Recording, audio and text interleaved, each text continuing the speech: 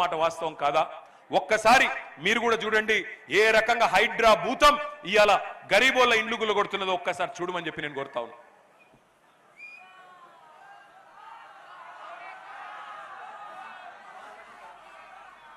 ఒక్కసారి Hydraa video play చేయండి.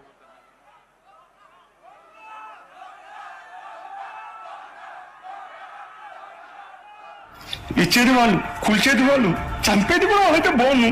చంపేయండి వదిలిపోద్ది. జబ్బు సార్ మమ్మల్ని కొట్టి చంపేసే సార్, ఇక చంపేయండి సార్.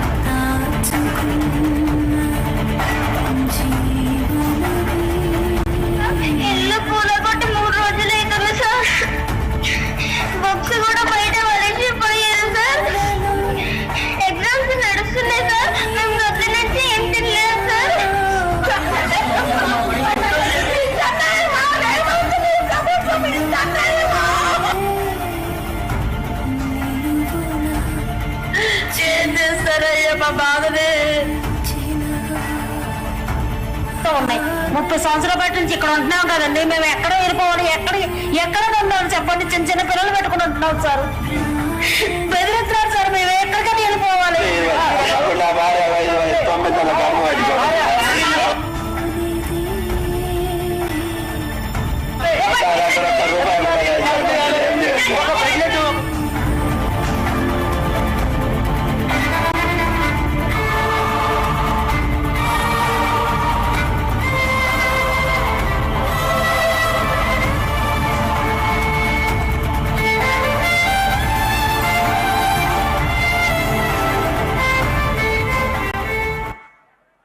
ఒక్క మాట దయచేసి ఆలోచించమని అడుగుతున్నా. మీ కళ్ళతో మీరే చూసింది.